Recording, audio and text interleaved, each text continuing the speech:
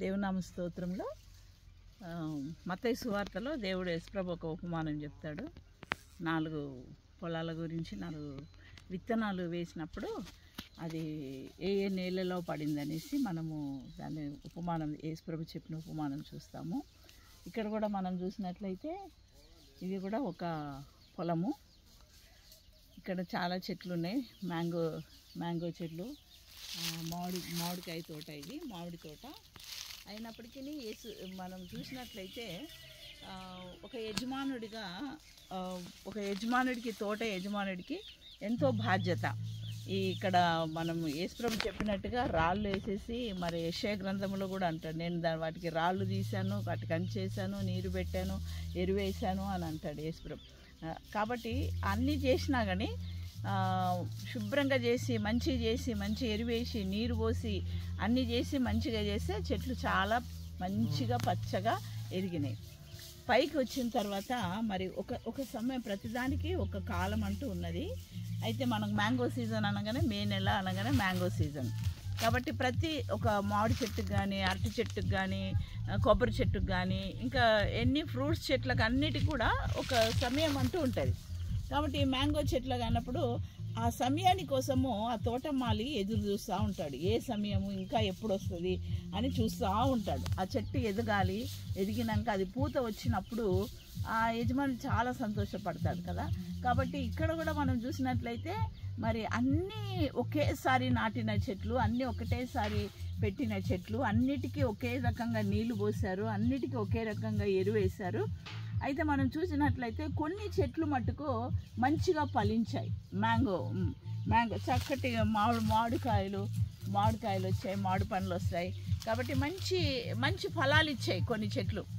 అంటే ఒక ఎదురు చూపు, ఒక యజమానుడిగా తను నాటింది ఎప్పుడు ఫలిస్తుందా అని ఎదురు చూస్తారు. ఎదురు చూసినప్పుడు ఫలించిన చెట్టును చూసినప్పుడు అతనికి ఎంతో సంతోషం అవుతుంది. ఎందుకంటే ఎంతో ఖర్చు పెట్టి, ఎంతో శ్రమపడి, ఎంతో సమయాన్ని హెచ్చించి అన్నీ చేస్తాడు. కాబట్టి అతనికి ఒక ఆశ ఉంటుంది, నేను పెట్టిన మొక్క కంపల్సరీ పెద్దగా కావాలి, అది ఫలించాలి అని ఎంతో సంతోషంగా, బాధ అయినప్పటికీ, ఖర్చు అయినప్పటికీ, ఏదైనప్పటికీ నేను పెట్టింది ఫలిస్తే ఆయన కష్టము, ఆయన కష్టార్జితము, ఆయన వెచ్చించిన సమయము అన్నీ కూడా ఆయనకు సంతోషాన్ని కలిగజేస్తాయి. కాబట్టి ఇక్కడ మనం చూసినట్లయితే కూడా కొన్ని చెట్లు చక్కగా ఫలించాయి.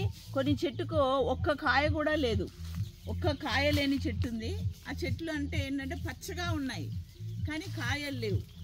అంటే అన్నిటికీ సమానంగా చూసినప్పటికీ కొన్ని చెట్లకు కాయలు లేకపోవడానికి కారణం ఏంటి, కొన్ని చెట్లకు కాయలు ఉండటానికి కారణం ఏంటి కదండి. కాయలు ఉన్న చెట్లు చూస్తే యజమానుడికి చాలా సంతోషం అవుతుంది, కాయలు లేని చెట్టుని చూస్తే ఆయన బాధపడతాడు, అయ్యో నేను కూడా దీనికి ఎరువేసాను కదా, దీనికి నీళ్లు పోసాను కదా అనేసి. కాబట్టి మన జీవితంలో కూడా యేసుప్రభు మంచి విత్తనమైన వాక్యమైన విత్తనాన్ని మన హృదయంలో విత్తినప్పుడు అది ఏం కావాలంటే అది ఫలించాలి. అది పచ్చదనంతో ఆగిపోవద్దు, ఫలించి దేవుని మహిమపరచాలి. కాబట్టి అలాంటి ఫలభరితమైన జీవితం దేవుడు మనకి ఇచ్చాడు, మనల్ని ఆ విధంగా పెంచుతున్నాడు. సమృద్ధి అయిన వాక్యం చేత, సమృద్ధి అయిన పరిశుద్ధాత్మ చేత, సమృద్ధి అయిన ప్రతి ఒక్కటి కూడా చెట్టుకి ఏ విధంగా ఏది అవసరం అన్నీ ఇచ్చాడో, ఎరువు అన్నీ ఇచ్చాడో, నీళ్ళు ఇచ్చాడు, అన్నీ ఇచ్చాడు. కాబట్టి మనకు కూడా వాక్యం సమృద్ధిగా ఇస్తే మనం కూడా ఎలా ఉండాలంటే ఇలా ఫలించే చెట్టు వలె మనం ఉన్నట్లయితే మనం కూడా మీరు బహుగా ఫలించడం వలన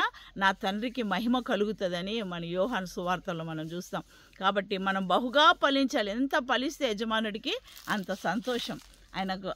ఆయన శ్రమ పడిన దానికి ఒక ఫలితం వచ్చిందని సంతోషం. అదేవిధంగా యేసుప్రభు మన కొరకు కల్వరి శిలువలో మనల్ని అందరినీ కూడా కొనుక్కున్నాడు, విమోచించాడు, విడుదలనిచ్చాడు, మనకు మోక్షాన్ని ఇచ్చాడు, మనకు తన రక్తం చేత మనం కడిగి మనం శుద్ధులుగా చేశాడు, అందరూ ఆయన రాజ్యంలో ఉండాలని. కాబట్టి మనం కూడా దేవుని మహిమపరిచే బిడ్డలుగా ఈ లోకంలో జీవించాలి, ఆయన రక్తం చేత కడగబడాలి, ఇలా ఫలించే వారిగా మనం ఉండాలి. అనేకులకు యేసుప్రభు గురించి, ఆయన రక్షణ గురించి, ఆయన ఎందుకు వచ్చాడు, ఎందుకు చనిపోయాడు, ఎందుకు లేచాడు, ఎందుకు తిరిగి రాబోతున్నాడు అనే సువార్త మనం అందరికీ చెప్పినట్లయితే మనం కూడా ఈ విధంగా ఫలించిన చెట్టును చూసి యజమానుడు ఏ విధంగా సంతోషపడతాడో మనల్ని చూసి కూడా దేవుడు సంతోషం కలగాలి. దేవుడు ఈ కొద్ది మాటలను దీవించును గాక. Amen. God bless you all.